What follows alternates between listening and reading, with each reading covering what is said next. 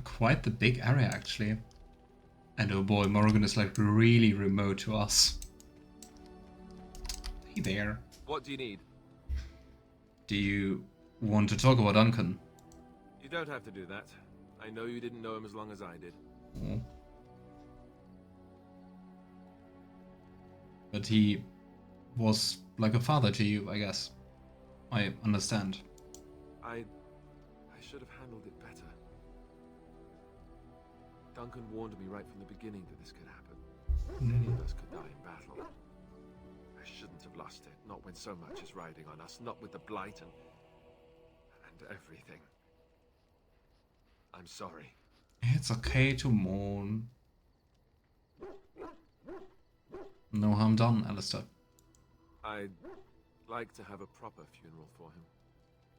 Maybe once this is all done, if we're still alive. I don't think he had any family to speak of. No. He had you, I guess. I suppose he did. It probably sounds stupid, but part of me wishes I was with him, in the battle. I feel like I abandoned him.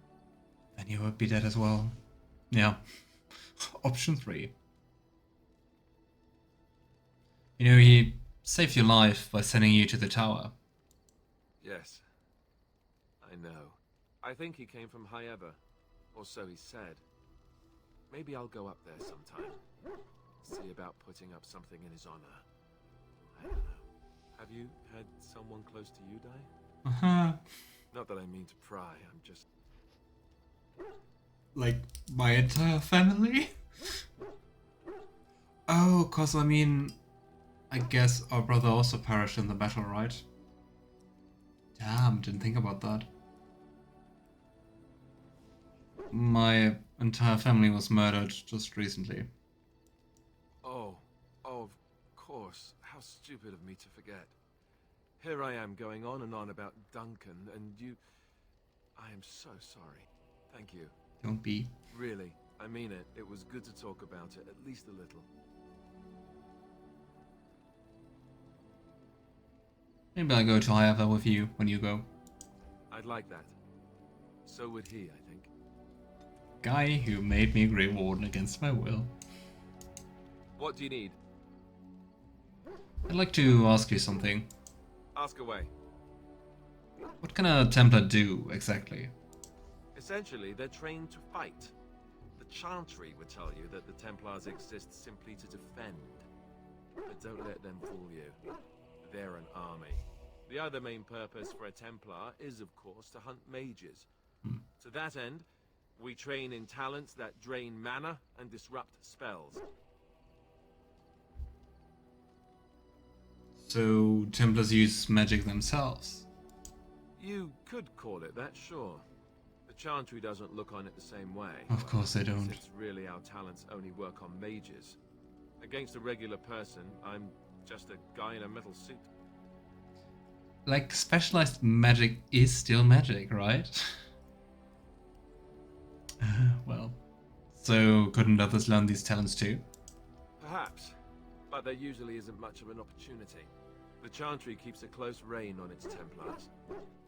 We are given lyrium to help develop our magical talents, you see. Which means we become addicted. And since the chantry controls the lyrium trade with the dwarves, well, I'm sure you can put 2 and 2 together. Mm-hmm. Bound into servitude. That's horrible. I can't believe they would do that. Well, I can. Well, Chantry. And they feel perfectly justified. You don't need lyrium in order to learn the Templar talents. Lyrium just makes Templars' talents more effective. Or so I was told. Maybe it doesn't even do that. The chantry usually doesn't let their Templars get away either, so they can spread their secrets. I'm a bit of an exception. Lucky me. What do you need? You don't sound lucky. Ask away.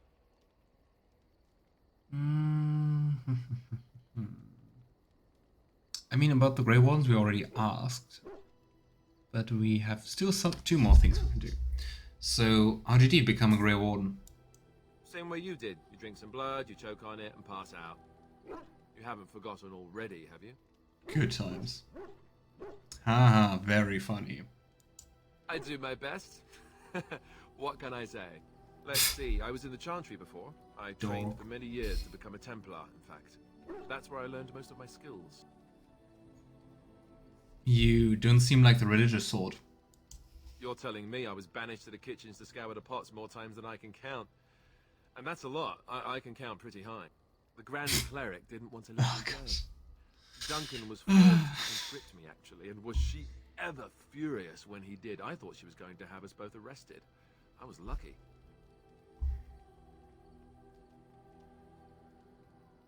Why did the Grand Cleric want to keep you? Maybe because of the Templar secrets, right? I wondered that myself. It's not as if she valued me highly. I think she just didn't want to give anything to the Grey Wardens, is all. The Chantry didn't lose much. And I think I can do more fighting the Blight anyhow, rather than sitting in a temple somewhere. I'll always be thankful to Duncan for recruiting me. If it hadn't been for him, you know, I wouldn't have. Oh. I'm sorry. No, it's... I'm sorry. I shouldn't be. It's fine. He died a hero. They all did. Come on, let's go. Still. I think I'm done talking. Oh. What do you need? Ask away. So you said this all Eamon raised you. Did I say that? I meant that dogs raised me. Giant slobbering dogs from the Anderfells. A whole pack of them, in fact. It's like the personification of using humor to deflect, right? That's not what I remember you telling Flameth. Well, if you're going to go and pay attention to the facts, then fine. How dare I? See, how do I explain this? I'm a bastard. And before you make any smart comments, I mean the fatherless kind. My mother was a serving girl in Redcliffe Castle who died when I was very young. Eamon wasn't my father, but he took me in anyhow and put a roof over my head. He was good to me, and he didn't have to be. I respect the man, and I don't blame him anymore for sending me off to the Chantry once I was old enough. That doesn't sound nice, though. He wasn't your father, so you know who was? I know who I was told was my father. He died even before my mother did, anyhow. It isn't important. Eamon eventually married a young woman from Orlais, which caused all sorts of problems between him and the king because it was so soon after the war. But he loved her. Anyhow, then you, Orlais, resented the rumors which pegged me as his bastard. They weren't true, but of course they existed. The I'll didn't care, but she did. So off I was packed to the nearest monastery at age 10, just as well. The Orlais made sure the castle wasn't a home to me by that point. She despised me. I think that would be enough reasons to not be in good terms with your father. Or like your adoptive father. Alistair's voiced by Martin May, aka Kakashi in the German version. Oh. Curious. It suits him well. Sadly, he wasn't the same voice in Dragon Age 2 and Inquisition.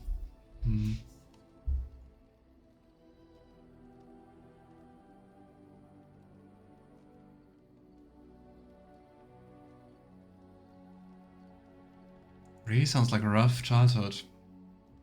Poor Alistair. What an awful thing to do to a child. Maybe. She felt threatened by my presence, I can see that now. I can't say I blame her. Why? She wondered if the rumors were true herself, I bet. I remember I had an amulet. Blame her! With Andraste's holy symbol on it. The only thing I had of my mother's. I was so furious at being sent away, I tore it off and threw it at the wall and it shattered. Stupid thing to do. The I'll came by the monastery a few times to see how I was, but I was stubborn. I hated it there, and blamed him for everything. And eventually, he just stopped coming. You were young. And raised by dogs. Or I may as well have been, the way I acted. But maybe all young bastards act like that. I don't know. I think it's okay to be upset about that. He was a good man and well loved by the people. He also was King Kaelin's uncle, so he has a personal motivation to see Loghain pay for what he did. Anyway, that's really all there is to the story. Oh. And we got some more approval from +10 to +20. Right, Morrigan. Why are you so far away from us? What do you wish of me? I'd like to ask you something. If you must. I do. How did you become a shape changer? You are a shape changer? Do we know that? Apparently. I was not born such. 'Tis a skill of Flemeth's, taught over many years in the wilds. The chastened have tales of we witches, saying that we assume the forms of creatures to watch them from hiding. When a child is alone and separate from his tribe, that is when we strike, dragging the young boy kicking and screaming to our lair to be devoured. A most amusing legend. That's her specialization. Ah. But I mean, at least in character we didn't witness that so far, right? But I guess we would if we fought like a battle.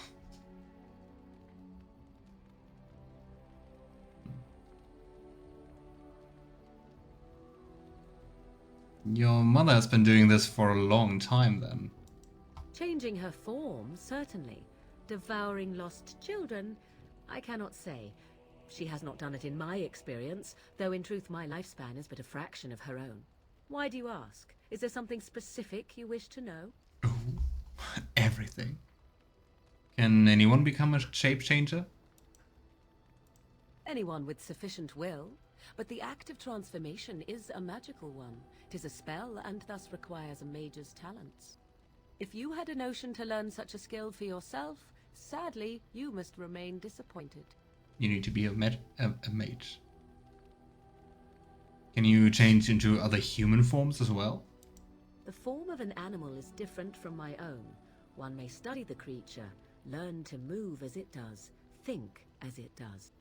In time, this allows one to become as it is. I gain nothing by studying another human. I already am the same as they are. I learn nothing. So the answer is no, my human form is the only one I possess. So you could, so she also ever appears just like as one, exactly one form of like a duck or a bird or whatever. Interesting. Never heard of magic like this before. No? 'Tis not unheard of in the remote corners of the world. There are traditions of magic outside of the circle of magi, despite what those mages would have you believe. Some of these traditions are old, indeed, passed down as carefully guarded lore from one generation to the next. The zealots of the chantry would uproot all such practitioners if they could. But as luck have it, some still exist. My mother is such a one. Ah, curious.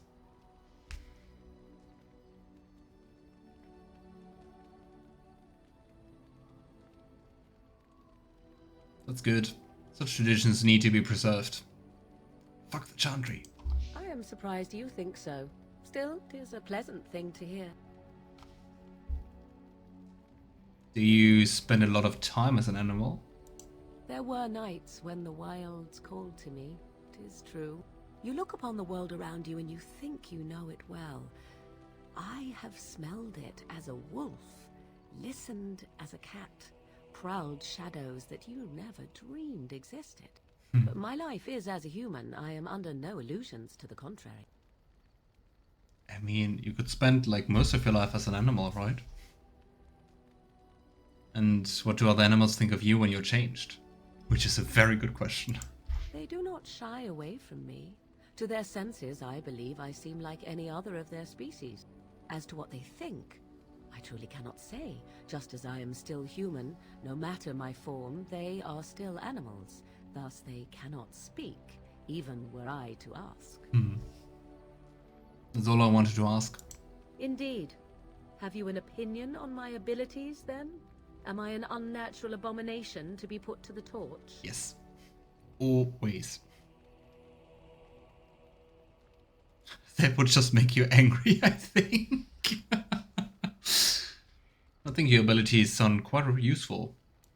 Oh, you're simply full of surprises, little man, aren't you? But enough of such talk. Let us proceed, lest the dust gather on us. We actually got approval. What do you wish of me? If you must. You know, is Flemeth really what she seems to be?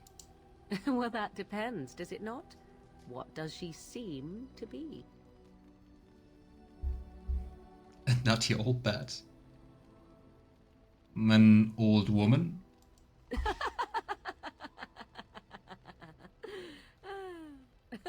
Oh, she is certainly old. Have no mistake of that. Tell me, how much do you know of the tale? The one that the chastened still tell of my mother, to frighten them into obedience. Her saying little man as an elf felt even more insulting. I believe so, because I'm a little bit bigger than she is. I've heard little of it. No doubt such a tale has mutated much over time and telling. I can relay what Flemeth once told me herself, and you can decide whether or not 'tis the truth, if you desire. That sounds interesting. As the tale is sung by the bards, there was a time when Flemeth was young and beautiful, a fair lass in a land of barbarian men, the desire of any who saw her. Or is a dwarf? Just how long ago is this? Many centuries, before this land was even named Ferelden. Quite The old. tales say that Flemeth fell in love with Osen the bard, and fled the castle of her husband, the dreadlord Conabar, and that he swore vengeance for her infidelity. In truth, my mother claims that 'twas Osen who was her husband, and Conabar the jealous lord who looked on from afar. Lord Conabar approached young Osen and offered him wealth and power in exchange for his lovely wife, and Osen agreed. Yikes.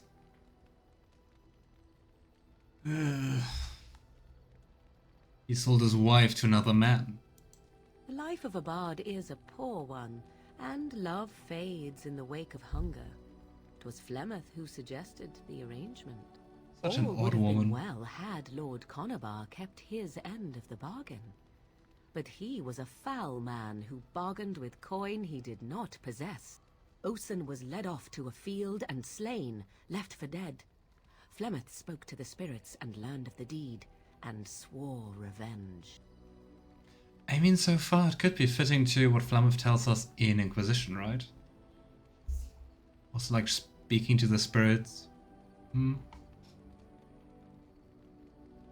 So, she truly loved Osen, then? That was not the point. Conabar had no honor, so she would not have him. Flemeth begged the spirits to aid her, and 'twas they who slew Conabar. The demon the legend tells of came later. Lord Conabar's allies chased Flemeth, you see. Chased her to the wilds, and there she hid. There she found the demon, and he made her strong. The legends all speak of the great hero Cormac, he who defeated Flemeth and her great army when she invaded the lowlands centuries later. All lies. Which? She never invaded? Or never defeated her? The truth of the matter is that there was never an invasion. As Flemeth tells it, the Chastened never raised an army under her banner, and she never fought with any warrior named Cormac. Cormac led a brutal civil war against his own people, and later claimed it was to vanquish evil that had taken root amongst the lords. Thus, he was hailed a hero. Flemeth was only attached to the legend nobles. much later. Perhaps 'twas due to the Great War with the Chastened that eventually came, but Mother claims not to know how it began. Why was she in the wilds? Very good question. Maybe... I think we know too little about to really speculate. The question is also how truthful are those legends, centuries old? Do you believe her version. I do not believe everything that Flemeth claims. See? Oft it seems her bitterness has colored her memories. But on the whole, yes, I believe this tale, if not all. An interesting story. Thank you. Flemeth tells it with far more embellishment than I, but you are welcome. Dare I ask of your own mother? Few are abominations of legend, 'tis true, but I find myself curious nevertheless. I guess no one rivals Flemeth as a mother. My mother died. Recently, in fact. Ah, then you have my sympathies for what it is worth. Which is very little, I am certain. It matters not. Let us move on. What do you wish of me? If you must. Did you grow up in the qunari wilds? Why do you ask me such questions? I do not probe you for pointless information, do I? You can probe me anytime. Beg pardon then while I jump for joy. What is it you asked if I grew up in the wilds? A curious question. Where else would you picture me? For many years it was simply Flemeth and I. The wilds and its creatures were more real to me than Flemeth's tales of the world of man. In time I grew curious. Why is this such a sensitive question then? What lay beyond, never for long. Brief forays into a civilized wilderness. And you remained unnoticed? For the most part. Flemeth taught me well. For all that I had been taught, however, the truth of the civilized lands proved to be overwhelming. I was unfamiliar with so much. So confident and bold was I, yet there was much that Flemeth could never have prepared me for. Very daring. Sounds like you. Equal parts daring and foolhardy, perhaps. Only once was I accused of being a witch of the wilds, and that by a chastened who happened to be traveling with a merchant caravan. He pointed and gasped, and began shouting in his strange language, and most assumed he was casting some curse upon me. I acted the terrified girl, and naturally, he was arrested. Nice. Also, makes you even more dangerous, Morrigan.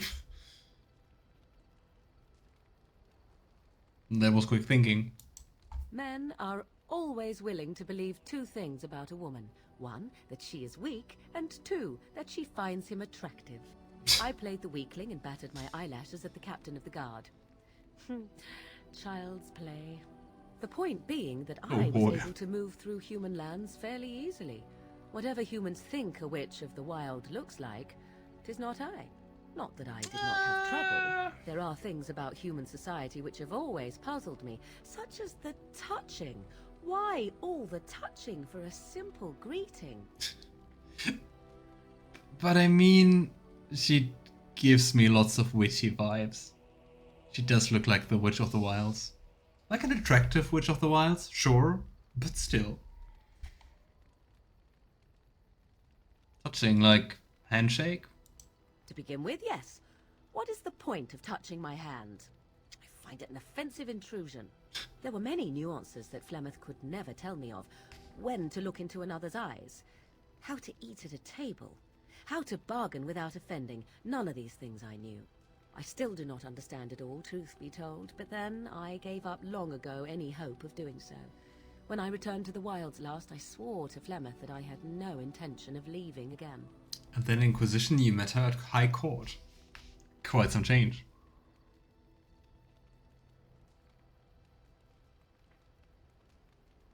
Well, I'm glad it worked out this way at least.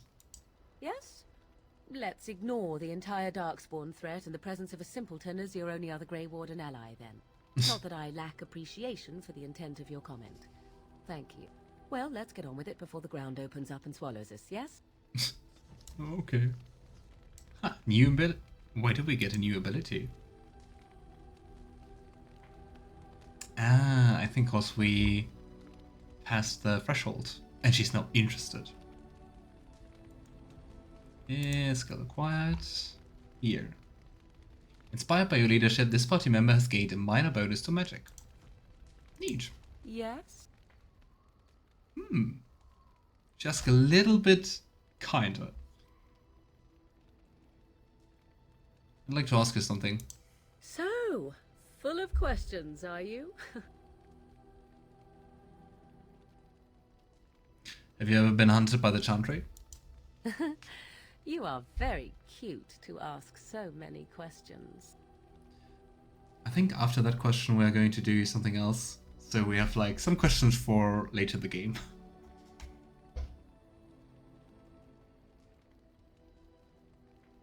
And you're cute when you're evasive. Really? Perhaps we should be wrapped in ribbons and adorned with flowers. So cute are we too.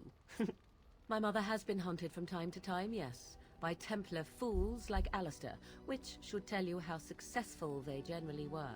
Flemeth made a bit of a game of it, in fact. They really don't get The along. Templars would come again, and she would look at me and smile and say that the fun was to begin once more. Fun. You found it fun? I found the game fun. I was too young to understand the truth behind what was happening. Flemeth would warn them once. 'Twas a warning they inevitably failed to heed. And then the true game began. Often Flemeth would use me as bait. A little girl to scream and run and lure the Templars deeper into the wilds and to their doom. Oh boy. Flemeth used you as bait. 'Twas a game, and I a young girl. If I didn't get to play, I would have been very upset. Thankfully, the wilds is a vast place. Once they found us, Flemeth would simply move us elsewhere, and we would be lost within the forest once again. I did not understand the danger we faced until I was much older. I had never heard of apostates or maleficarum.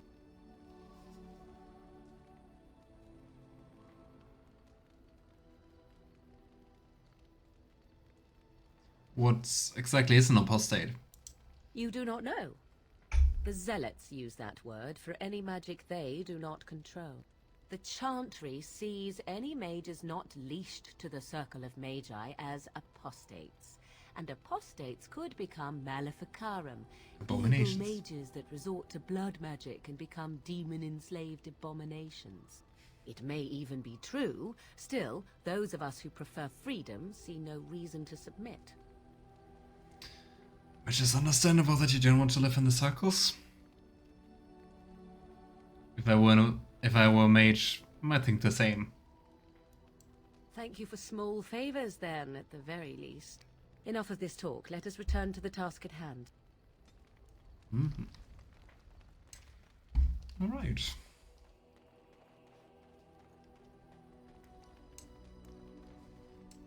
I like how Alistair's just standing here awkwardly. What do you need? Ask away. I think we also can ask him something more. Where have you remained a Templar if you hate the chantry? Have you seen the uniform? It's not only stylish, but well made.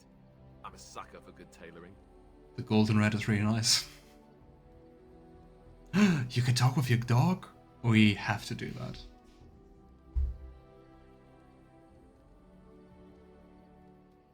Oh. I don't think I've ever seen you wearing it. I keep it hidden under my pillow. Sometimes I'll take it out just so I can hug it fondly and remember the good old days. Brings a tear to the eyes, you know. Gosh. Do all Templars make these jokes, or just you? Oh, you know, between all the guilt and the hours spent in solemn prayer, any good Templar or priest is just bursting to tell a few good jokes when the opportunity arises. You don't really want to know about my being a Templar, do you? It's really quite boring. Tell me. I do really want to know, yeah. Poke, poke, poke. Tell me everything about your life, Alistair. All right, if you insist. It's not like we have anything better to do, right? The truth of the matter is that I did hate going to the monastery. The initiates from poor families thought I put on airs, while the noble ones called me a bastard and ignored me. I felt like Oghren had cast me off unwanted, and I was determined to be bitter. But I took some solace in the training itself, I guess. I was actually quite good at it. What did you enjoy about the training? The education, mostly, but also the discipline. You need to have a disciplined mind in order to use the abilities we have. It was difficult, but rewarding. I never really felt at home anywhere, though, until I joined the Grey Wardens. And Duncan felt my Templar abilities might be useful for when we encountered Darkspawn magic, so I kept it up. What about you? Do you have anywhere you consider home? I guess Alistair strikes me as a guy who really likes, like, directions. And I guess both the Templars and also the Grey Wardens gave that to him. Which probably makes losing the Templars and now being, like, the oldest one serving, the longest one serving, even worse.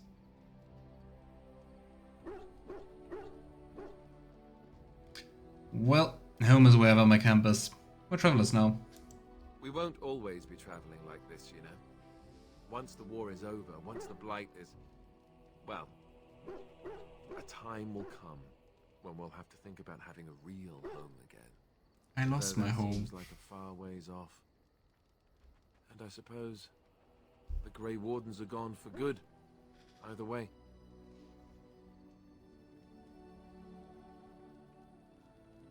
You know, they can be rebuilt.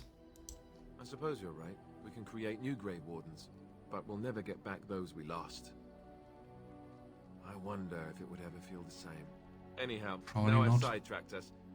We'd better get back to what we're supposed to be doing right now. We can talk to our dog. Here. Oh, why, you little...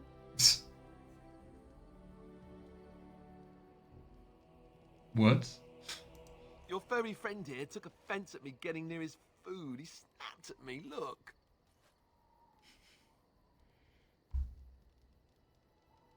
I mean, I wouldn't go near a massive dog and grab his food.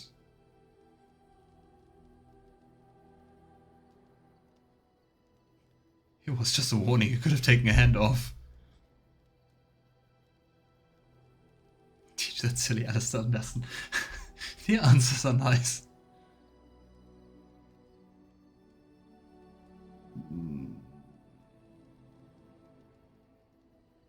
That's not very nice, dog. Bad dog. Oh, he whines and hangs his head. Sometimes I forget that he's a war dog. That'll teach me.